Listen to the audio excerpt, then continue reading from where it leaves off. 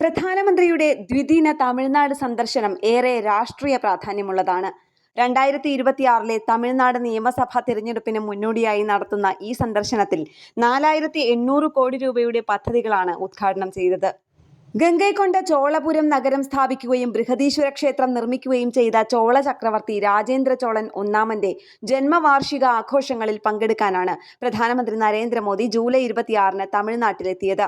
തെക്കൻ തമിഴ്നാട്ടിലെ തഞ്ചാവൂരിനടുത്തുള്ള അരിയല്ലൂർ ജില്ലയിൽ നടന്ന പരിപാടി രാജേന്ദ്ര ചോളന്റെ തെക്ക് കിഴക്കൻ ഏഷ്യയിലേക്കുള്ള ഐതിഹാസിക സമുദ്ര പര്യവേഷണത്തിന്റെയും രാജാവ് രാജേന്ദ്ര ചോളൻ ഒന്നാമൻ ഗംഗാ സമതലങ്ങൾ കീഴടക്കിയതിന്റെ 1000 വാർഷികത്തെയും അനുസ്മരിപ്പിക്കുന്നതായിരുന്നു.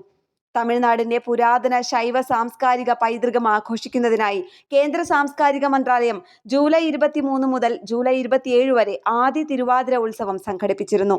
രാജേന്ദ്ര ചോളൻ ഒന്നാമന്റെ സൈനിക വൈദഗ്ധ്യവും ക്ഷേത്രവാസ്തുവിദ്യാ വൈദഗ്ധ്യവും പ്രശസ്തമാണ്. ചോള സാമ്രാജ്യത്തിന്റെ പരമോന്നത പദവി വഹിച്ച രാജേന്ദ്ര ചോളൻ ഗംഗാ ആക്രമണത്തിൽ വിജയിച്ച ദക്ഷിണ തമിഴ്നാട്ടിലെ ശക്തനായ ഭരണാധികാരിയായി കണക്കാക്കപ്പെടുന്നു. ചോളരുടെ തലസ്ഥാനമായി കണക്കാക്കപ്പെടുന്ന തഞ്ചാവൂരിനടുത്തുള്ള ഗംഗൈകൊണ്ട ചോളപുരം വറ്റാത്ത കാവേരിയുടെ പോഷക നദിയായ കൊല്ലി ഡാം നദിയുടെ തീരത്താണ് സ്ഥിതി ചെയ്യുന്നത്. ചോള രാജവംശത്തിന്റെ പതനത്തിനു ശേഷം ഗംഗൈകൊണ്ട ചോളപുരത്തിന് അതിന്റെ പ്രതാപം നഷ്ടപ്പെട്ടെങ്കിലും മെസപ്പൊട്ടോമിയയിലെ പുരാതന നഗരമായ ബാബിലോണിനോട് ഇപ്പോഴും ഇവിടം താരതമ്യം ചെയ്യപ്പെടുന്നുണ്ട്. ഗംഗൈകൊണ്ട ചോളപുരം ഡെവലപ്മെന്റ് കൗൺസിൽ ട്രസ്റ്റിന്റെ ചെയർമാൻ ആർ കൊമഗന്റെയുടെ അഭ്യർത്ഥന പ്രകാരം ഈ അവസരത്തിൽ പ്രധാനമന്ത്രി ഒരു സ്മാരക നാണയവും പുറത്തിറക്കി. ചോളരാജാവിന്റെ ജന്മനക്ഷത്രമായ ആദി തിരുവാതിര നാളുമായി ബന്ധപ്പെട്ടും പരിപാടി സംഘടിപ്പിച്ചു.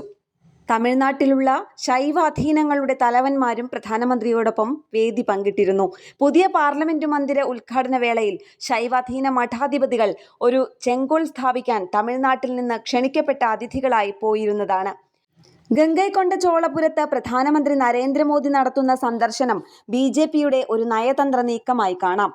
അനുസ്മരണ നാണയ പ്രകാശനം, ശൈവ അധീന സന്യാസിമാരുടെ സാന്നിധ്യം എന്നിവ ഉൾക്കൊണ്ട ഈ പരിപാടി തമിഴ്നാടുമായി രാഷ്ട്രീയമായും പ്രത്യയശാസ്ത്രപരമായും ഇടപഴകാനുള്ള BJPയുടെ തന്ത്രത്തെ എടുത്തു കാണിക്കുന്നു. തൂത്തുക്കുടി ഇന്റർനാഷണൽ കണ്ടെയ്നർ ടെർമിനൽ का लोकार्पण किया था.